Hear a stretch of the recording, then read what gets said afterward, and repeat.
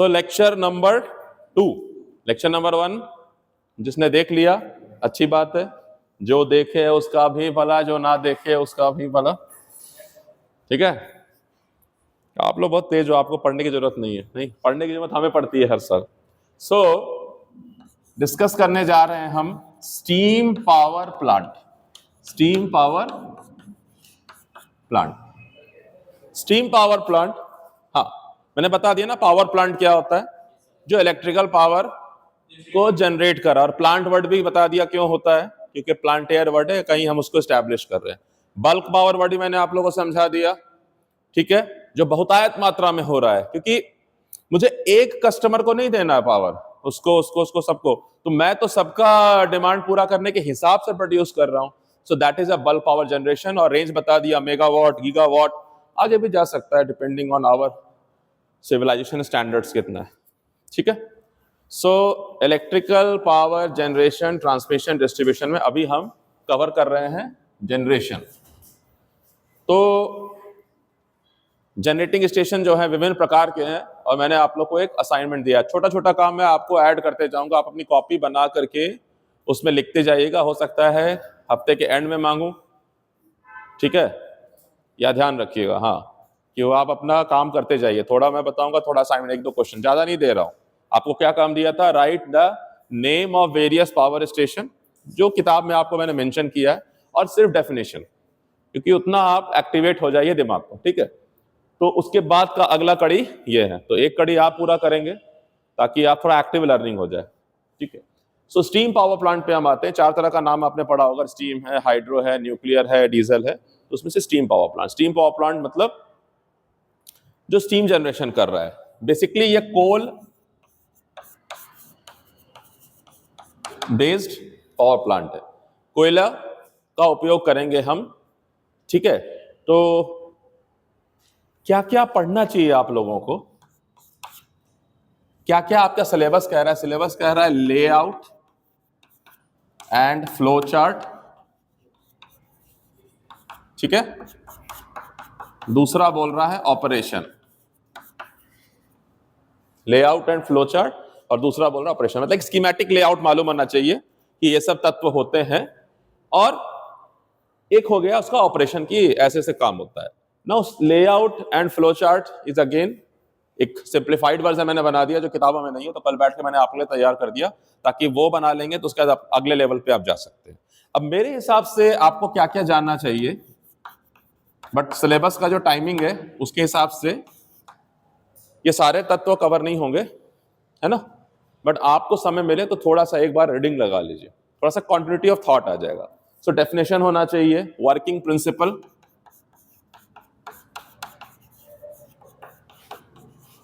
Working principle और working दोनों बात ही हैं। वर्किंग प्रिंसिपल में वर्किंग भी आ रहा है, प्रिंसिपल भी आ रहा है। ठीक है, Rankine cycle, as an electrical engineer आपको मालूम होना चाहिए, हालांकि मैकेनिकल वालों का टॉपिक है, बस एज एन इलेक्ट्रिकल इंजीनियर आपको भी हिस्सा मालूम होना चाहिए थर्मोडायनेमिक्स का। देन इफिशिएंसी, इसकी जानकारी भी होनी चाहिए, इफिशिएंसी। ठीक है, देन चॉइस ऑफ साइट, यानी हम कहीं भी जाके नहीं लगा देंगे, सेटअप कर देंगे, हमें सिलेक्शन करना पड़ेगा कि कहां पे हम coal based power plant setup कर सकते हैं। हर जगह नहीं कर सकते हैं, कुछ बुनियादी बातें होंगी जिसको हमें ध्यान देना जरूरी होगा। ठीक है, कुछ बुनियादी चीजें होंगी। चल रहा है ना, हाँ चल रहा है। छठा जो है वो है स्कीमेटिक अरेंजमेंट, है ना, स्कीमेटिक, जिसको लेआउट और फ्लो चार्ट भी बोल रहे हैं। स्कीमेटिक अरेंज, इसमें मैंने 2 कर दिया, एक मैंने सिंप्लीफाइड कर दिया आप लोगों के लिए। ठीक है, और एक है डिटेल्ड, जो आप एज एन असाइनमेंट करेंगे टीम वर्क में, पढ़ेंगे 4-4 लोगों के टीम में इसको। ठीक है, फाइन। उसके बाद आपको कहीं कोई इंडस्ट्री विजिट अगर कराया जाए कभी, तो वो बहुत बड़ी बात नहीं है। ठीक है, आप लोगों ने शायद किया भी हो, कभी किसी ने किया है industry visit steam power plant, चलो कोई बात। After that is advantages and disadvantages.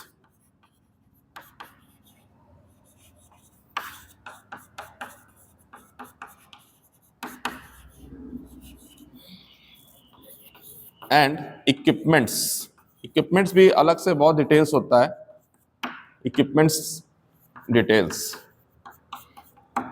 ऐसे करके इतनी सारी बातें होनी चाहिए। ठीक है, हम जो है वो फोकस कर रहे हैं डेफिनेशन पर।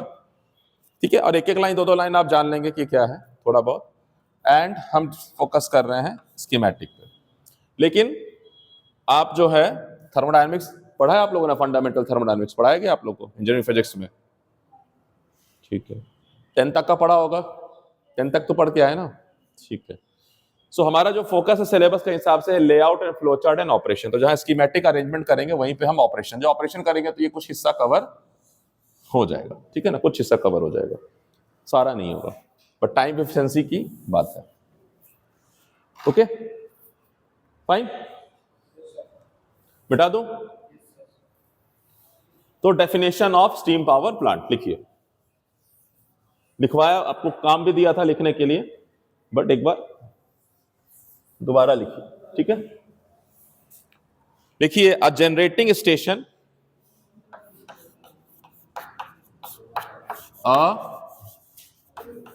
जनरेटिंग स्टेशन विच कन्वर्ट्स, क्योंकि देखिए अल्टीमेटली जनरेटिंग स्टेशन जो है वो कुछ नहीं है, एनर्जी कन्वर्जन सिस्टम है, एनर्जी को कन्वर्ट कर रहे हैं हम, है ना।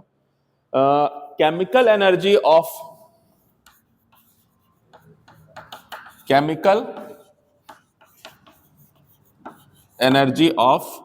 फ्यूल, यहां क्या है, कोल, इनटू इलेक्ट्रिकल एनर्जी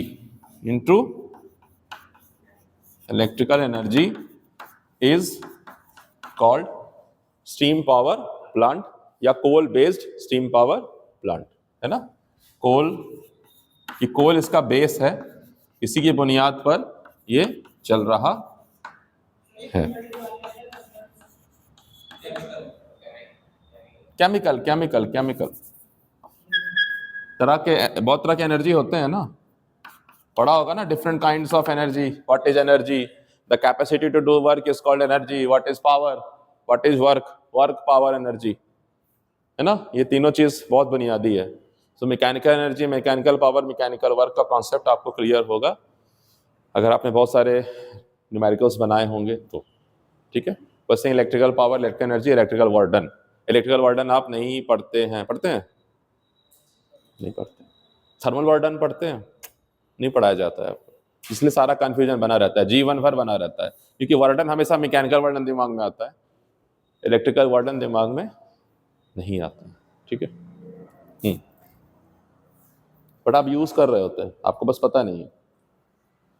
तो a generating station that converts या which converts chemical energy of the coal into electrical energy is called coal based steam power plant. ठीक है, सो वर्किंग प्रिंसिपल ये है आपका कि कोल की केमिकल एनर्जी जो है, कोल जो है वो केमिकल एनर्जी को कन्वर्ट कर देता है हीट एनर्जी में। ठीक है, उस हीट एनर्जी से हम वाटर को बॉयल करते हैं, वाटर को गर्म करते हैं और गर्म करके स्टीम में कन्वर्ट कर देते हैं। ठीक है, स्टीम में कन्वर्ट करते हैं, काफी हाई टेम्परेचर पे लेके जाते हैं हम। ठीक है ना, ऐसा नहीं 100 डिग्री पे हो गया खाली हो गया, 500 डिग्री, 1000 डिग्री, ऐसे करके सुपर क्रिटिकल वर्ड बोलते हैं स्टीम। और उस स्टीम को हम एक प्राइम मूवर पर थ्रो करते हैं और वो प्राइम मूवर को घुमाता है, जो मैंने आपको लेक्चर 1 में बताया था। सो स्टीम का पर्पस है, जो फ्लो ऑफ स्टीम है, जैसे आपने पवन चक्की देखी होगी ना, सुना होगा। तो पवन चक्की जब हवा पड़ती है, विंड, तो वो पवन चक्की घूमती है, उसको विंड टरबाइन कहते हैं। द कॉन्सेप्ट इज टरबाइन, उस पर टकराता है तो चक्री घूमती है। उसी तरह से यहां भी स्टीम टरबाइन होता है। उस स्टीम टरबाइन पर जब ये स्टीम गिरता है तो वो रोटेशनल मोशन देता है, और इसके साथ हमने अटैच कर रखा है जनरेटर, है ना। बस, तो प्राइम मूवर को, तो यही कहानी है कि केमिकल एनर्जी ऑफ कोल को हीट एनर्जी को हम इलेक्ट्रिकल एनर्जी में कन्वर्ट कर रहे हैं। स्टीम जो बनता है उसको वापस वो तो घुमा करके काम खत्म ना, धक्का मारा घुमाया मान लीजिए, बहुत मैं सरल भाषा में बोल रहा हूं, ऐसा मत लिख दीजिएगा धक्का मारा घुमाया, ठीक है। It falls on the turbine, it rotates the turbine, so the kinetic energy of the steam, क्योंकि इट इज कैरिंग ना, इट इज फ्लोइंग, तो वाटर में हीट एनर्जी था तो स्टीम बना, स्टीम में लेकिन क्या है, काइनेटिक एनर्जी। काइनेटिक एनर्जी क्या है, it is just heat energy, heat energy is nothing but kinetic energy, ध्यान से समझिएगा। So the kinetic energy of the steam is converted into the mechanical energy of the turbine, again rotational energy में convert हो जाएगा, rotational kinetic energy में of turbine, and that turbine moves the shaft and the shaft moves the rotor and the rotor के बाद वहां से फिर stator से इलेक्ट्रिसिटी जनरेट होना शुरू हो जाता है। तो स्टीम जब पड़ा उसका काम खत्म, अब कहां जाएगा वो, अब काम खत्म हो चुका है, पीछे से और स्टीम आ रहा है तो उसको कंडेंसेट कर देंगे, मतलब स्टीम को वापस कन्वर्ट कर देंगे पानी में, ठीक है।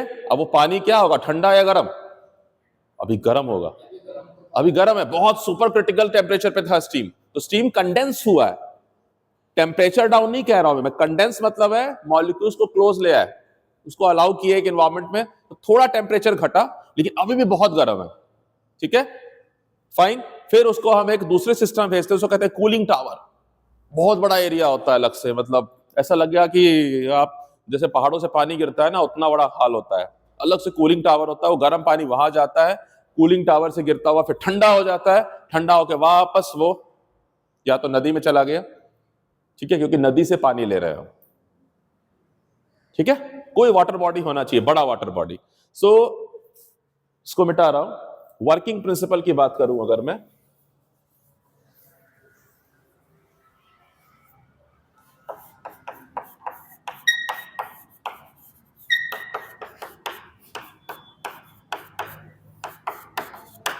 सो ये कहलाता है, एक साइंटिस्ट थे रैंकिन, उन्होंने एक साइकिल दिया, ऐसा साइकिल पैडल वाला नहीं है ना, तुम ढूंढने चले जाओ, साइकिल मतलब a process which is going in a circular manner, some stages are going in a repetitive manner, so एक के बाद दूसरा तीसरा चौथा फिर पहला दूसरा तीसरा ऐसे करके जा रहा है।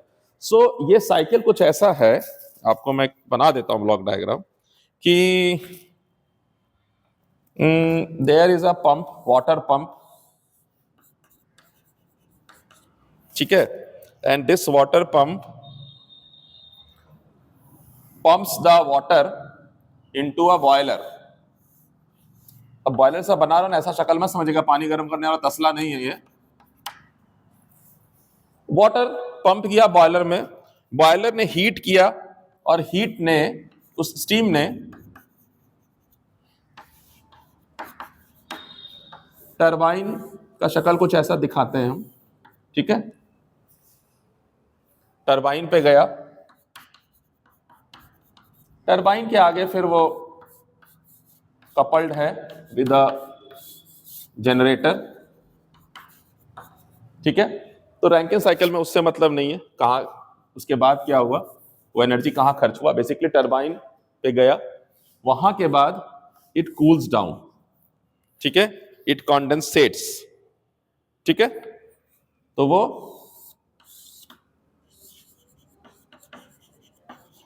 जब इसमें आया तो वापस वो कंडेंसेट कर गया, but it is still very hot,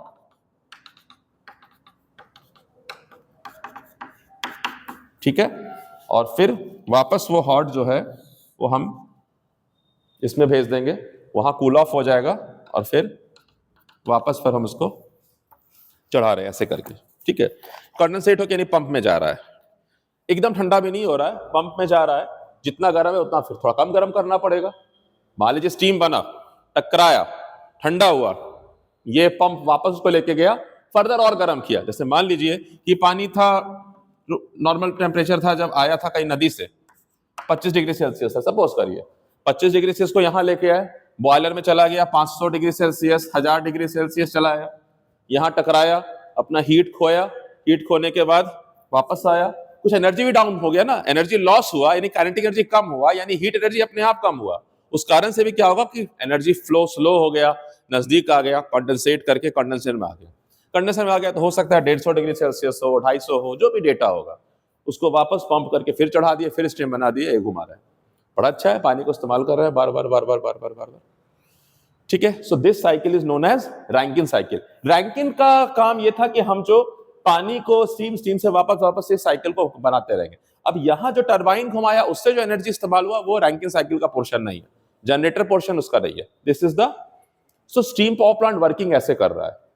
steam power plant जो है वो मेजर पोर्शन मैकेनिकल है, मुझे लगता है 60 से 80% ये मैकेनिकल है, और इसके बाद जो थोड़ा सा छोटा हिस्सा है वो इलेक्ट्रिकल का पोर्शन है। इसलिए वैकेंसी जब आती है नेशनल थर्मल पावर कॉर्पोरेशन की तो 400 वैकेंसी आती थी मैकेनिकल की, 200 आती थी इलेक्ट्रिकल की, क्योंकि उनको इलेक्ट्रिकल जनरेटर कहां चाहिए? आफ्टर जनरेटर, जनरेटर तक उनका हिस्सा है। आपको लगे जनरेटर आपका हिस्सेदारी है, नहीं, जनरेटर तक वो चला रहे हैं।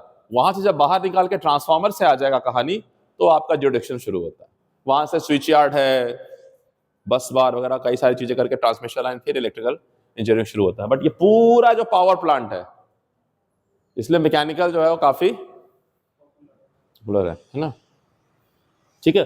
सो ये वर्किंग प्रिंसिपल है, इसको आप लिख लीजिए कि steam power plant basically works on the Rankine cycle, basically works on the Rankine scientist का नाम था या इंजीनियर का नाम था। तो steam power plant works on the Rankine cycle. जो इंपॉर्टेंट स्टेप्स हैं उसमें पहला है हीट जनरेशन। तो हीट जनरेशन कहां होगा? यहां कोल कंबशन होगा, है ना, यहां हीट जनरेशन हो रहा है।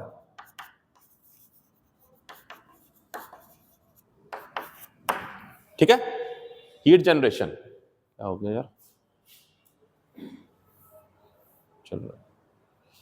ठीक है, हीट जनरेशन। दूसरा है एनर्जी कन्वर्जन, मतलब यहां जो है एनर्जी कन्वर्ट हुआ, काइनेटिक एनर्जी या हीट एनर्जी काइनेटिक एनर्जी में कन्वर्ट हुआ, और काइनेटिक एनर्जी जो है, चलिए हीट स्टीम का, तो यहां काइनेटिक एनर्जी में कन्वर्ट हुआ और ये फर्दर आगे जाएगा इलेक्ट्रिक एनर्जी में। तो हमको इसकी जरूरत नहीं है, हमको इसकी जरूरत है कि the heat energy is converted into kinetic energy. Heat energy of steam is converted into kinetic energy of the turbine, but heat energy again is a form of kinetic energy। मैं बता देता हूँ, ध्यान रखिएगा, ये सब बताया नहीं बता रहा हूँ। heat is nothing, it is just the exhibition of kinetic energy। कोई जिस बॉडी इतना मूवमेंट होगा इसका तो उतना उसमें हीट डेवलप हो गया है।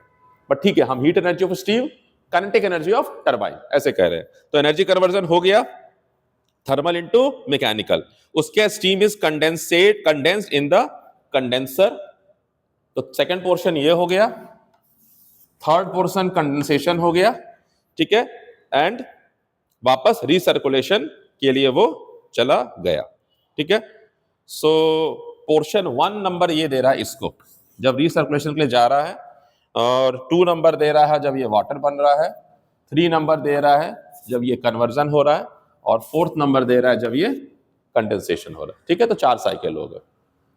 फाइन, इतना ही है। Pumping, heating, expanding and condensation. Pumping, heating, then energy conversion, then condensation. ठीक है, पंप किया पहले, पंपिंग, हीट किया, heating, then energy conversion, and then again condensation. फिर से पंपिंग करेगा, फिर हीट करेगा, फिर कन्वर्ट, और ये सब प्रक्रिया चलती ही रहेगी, ये प्रक्रिया चलती ही रहेगी। ठीक है, और विशेष बात यह है कि ये एनर्जी कन्वर्जन, एनर्जी का neither be created nor destroyed, तो पढ़ा होगा आपने, law of conservation of energy. So हमें क्या लग रहा है, जितना हमने हीट एनर्जी दिया वो एनर्जी ऑलमोस्ट चला गया इलेक्ट्रिकल एनर्जी में, फिर ये ठंडा हो गया, फिर वापस आ गया। मतलब अगर मैं 100 जूल यहां दे रहा हूं तो यहां कितना मिल जाएगा आउटपुट मैकेनिकल एनर्जी? अगर मान लीजिए यहाँ 100 जूल दे रहा हूं, गर्म कर दिया ना 100 जूल, इधर मैकेनिकल एनर्जी कितना मिलेगा आउटपुट में? 30 जूल। कितना भी कोशिश कर लीजिए 30 जूल। तो एफिशिएंसी ऑफ रैंकिन साइकिल जो है वो है 30%। जिस विधि से हम ये साइकिल कन्वर्जन कर रहे हैं वो 30%। प्रत्येक 100 जूल पर हम 30 जूल का एनर्जी क्रिएट कर रहे हैं मैकेनिकल, यानी सारा का सारा हीट को हम मैकेनिकल में नहीं कन्वर्ट कर पा रहे। 70% जो ऊर्जा है वो लॉस हो जा रही है, और अभी भी पावर प्लांट इसी पे चल रहा है और कोई उपाय नहीं है।